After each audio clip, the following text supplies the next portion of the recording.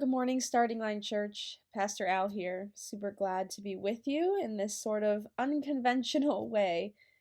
We're continuing our series called Seasons of the Soul, where we have brought awareness to the similarities between the seasons of the weather, like spring, summer, fall, and winter, and the seasons and moments of our heart and soul when it comes to our faith journey with Jesus.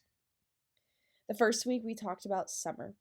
Last week we talked about fall, and today we get to talk about winter. As we know well, we're starting the process of coming out of this season in Northeast Ohio, but we're probably smart enough to know that we probably aren't quite done yet. Something about me.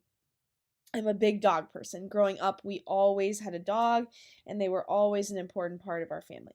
Well, in January of 2021, Zach and I got our first puppy, and we were so excited. But if you know anything about dogs, you know that while they are amazing, indeed, they are also a lot of work. And we were expecting that. If you've trained a puppy before, you know exactly what I'm talking about. So Zach and I brought home our 8-week-old puppy who was 2.5 pounds and actually fit in Zach's hand. He pretty much looked like a guinea pig, which also means that his bladder was the size of a pea and had to go to the bathroom every 30 minutes.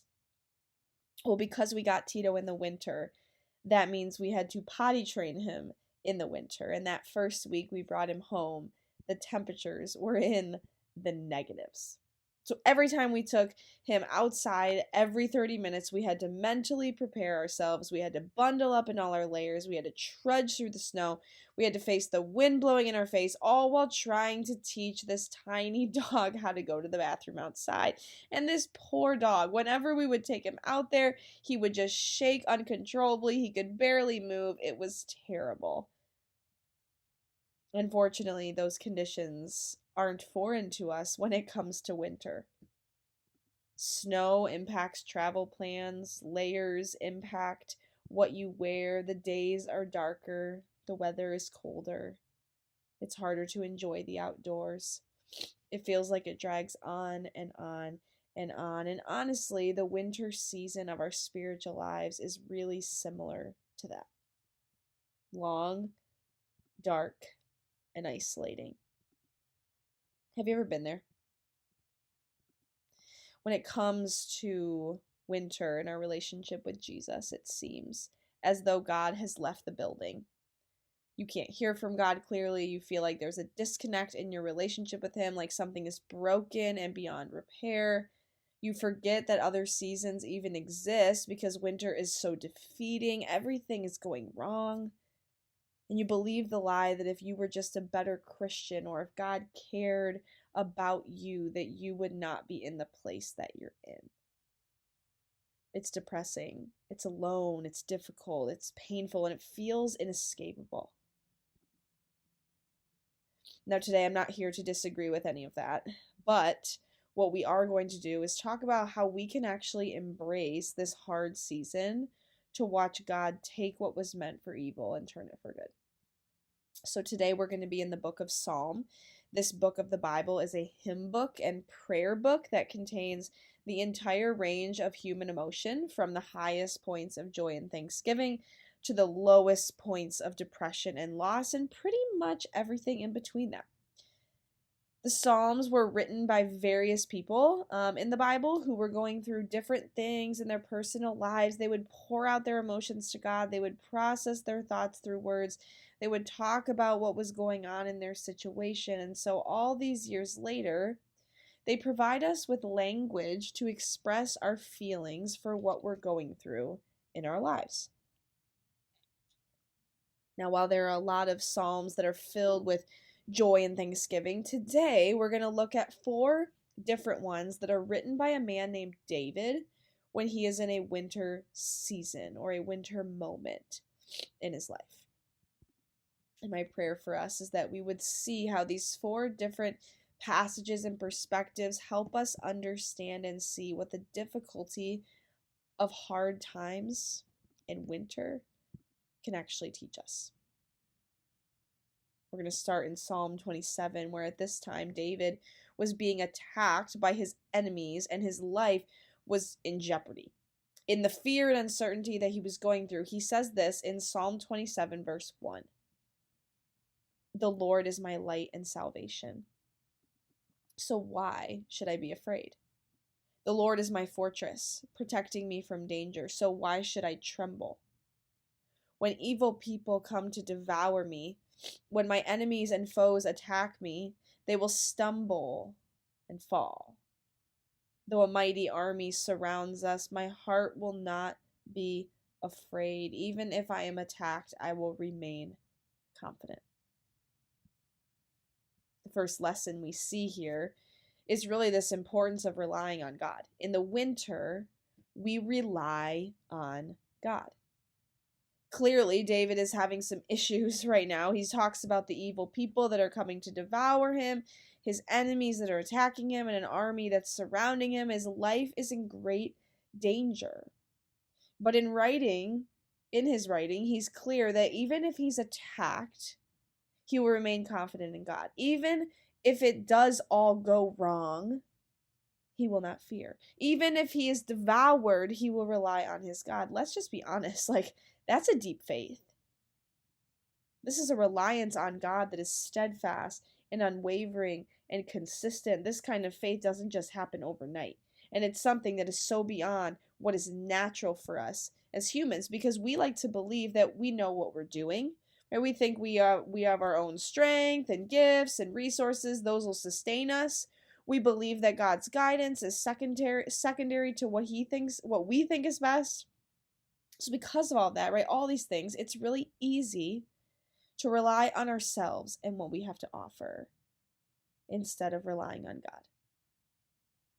But that's actually the beauty of winter.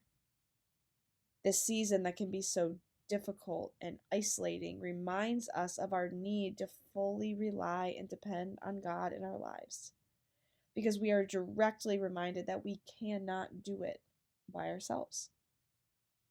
Our own passions were never reliable to keep us going on our own. Our own gifts are not what's going to sustain us. Our own emotional energy has limits. Our own strength was never enough in the hard times of life. So when it feels hopeless, when everything is going wrong, when we feel like we're being devoured and we feel like there is a war going on against us, there is confidence in the fact that the Lord is our stronghold and we get to rely on Him, who is bigger and greater than any problem we face. Number 2, winter teaches us to grieve pain and disappointment. Grieving is the response to some kind of loss that was significant in your life. It's when you process and work through emotions and thoughts that have to do with the loss that you've experienced. It's hard, right? Grieving is complicated. It's messy, but it's so important. Because when we don't take the time to properly grieve things and decide to ignore it or stuff it or avoid it, we will see the negative effects of that in our life. And while we may all grieve differently, because we're all different people, that's okay. It's just that we need to make sure we are doing it in healthy and productive ways that help us to work through it. In Psalm chapter 6, we see David's words in another winter season of his life. He says this in Psalm 6, verses 6 and 7. I am worn out from sobbing. All night I flood my bed with weeping, drenching it with my tears. My vision is blurred by grief. My eyes are worn out because of all of my enemies. David is in great despair and pain and disappointment, so much so that he is physically worn out from crying and weeping and groaning all night long. He is going through this incredible grief, and we see that he doesn't refuse it, but he embraces it. And that doesn't mean verbally processing to anyone and everyone who will listen. No, grieving doesn't mean sinning and then using the excuse that you did it because you are grieving. No, it's working through the past in healthy ways with God.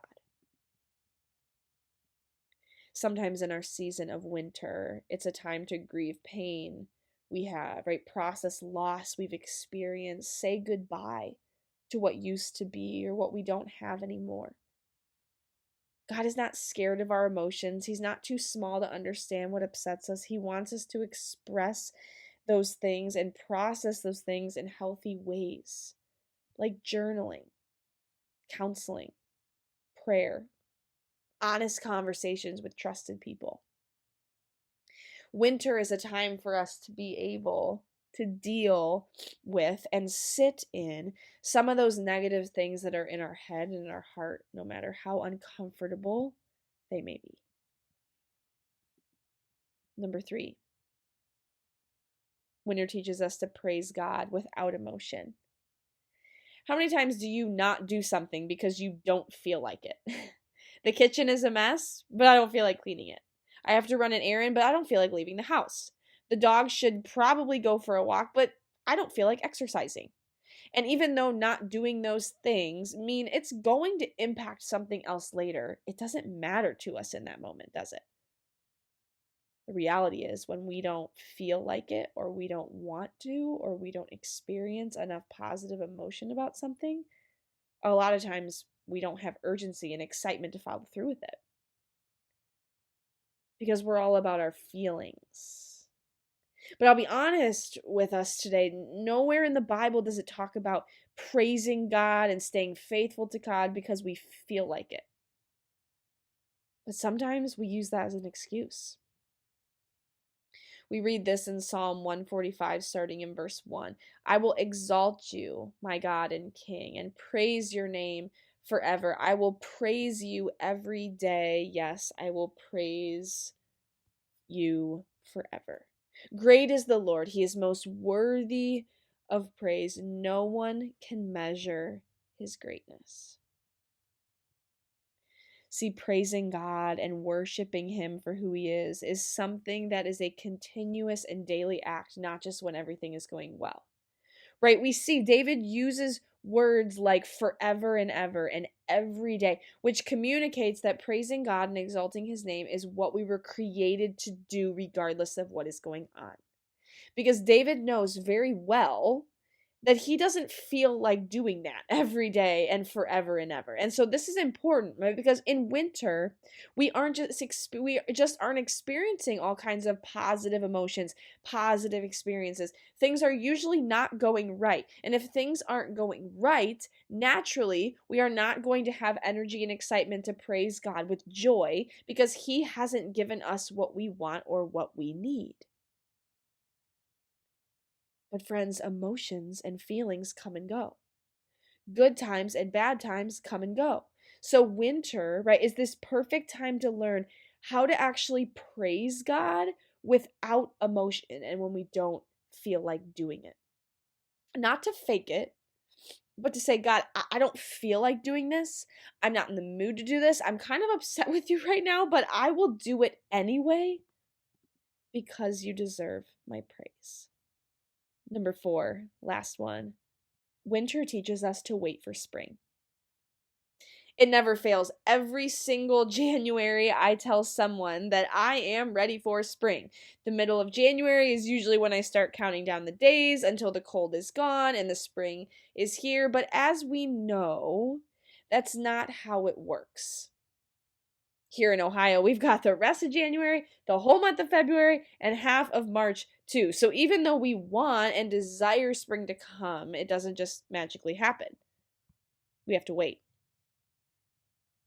If we go to Psalm chapter 5, we see David write this. O Lord, hear me as I pray. Pay attention to my groaning. Listen to my cry for help, my King and my God, for I pray to no one but you. Listen to my voice in the morning, Lord. Each morning I bring my request to you and wait expectantly. Obviously, David is going through yet another difficult time in his life. He's asking God to pay attention to his groaning, to listen to his cry for help. But what's interesting about this passage is that David isn't just shouting all these things at God as his final words to him before he abandons his faith. He brings these requests and these emotions to God in authentic prayer and conversation. And in the winter that he's currently in, he's waiting expectantly for spring to come, for good to come. When we wait for spring, like David talks about here, waiting expectantly, it's not a passive waiting where we twiddle our thumbs or scroll on our phone in the long grocery store line to occupy our time. Expectant waiting is preparing our hearts and minds for what is to come. It is being faithful to what God has given you now so you will learn to be faithful in the future. It's paying attention to what God is doing. It's bringing requests and fears and hopes to God in the waiting. Winter teaches us that even in the hardship and the pain, we can wait expectantly for spring to come in his time and hope for what he has in store later. For those of us who have lived in the Midwest for a while, we know that winters are cold, dark, and snowy. We know that however many layers and hats and gloves and scarves we put on, winter doesn't go away. We know that when we turn up our heat in our house and get under a blanket because we're freezing, winter is still going on outside. We've learned that we can't escape winter. But we've learned ways to embrace it. And it's the same with the season of our soul. We can't escape winter, but we can embrace it.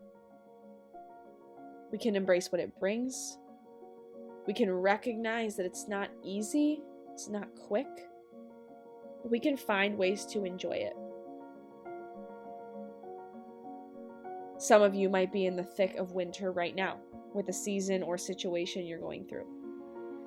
Some of you might not be in winter right now, but you know that you will be at some point. And my prayer is that you would see that your winter season can teach you something if you let it. Don't lose hope. Don't give up. Because the Lord, your God, goes with you. He sees you. He loves you. And you are not alone. So as we close out our time together today, I would encourage you to think. Maybe journal. Maybe pray. How does it feel being in a winter season of life? How does it feel? What do I go through? What's my relationship with God like? And then after you do that, process this question. Which point of encouragement stands out to me in this season? Maybe it's relying on God. Maybe it's grieving pain and disappointment. Maybe it's praising God without emotion, or maybe it's waiting for spring. Which one speaks to me? Maybe which one do I need to work on? The Lord loves you. He sees you. And we're thankful that whatever season we're in, He is with us. Have a great week, and we will see you next week.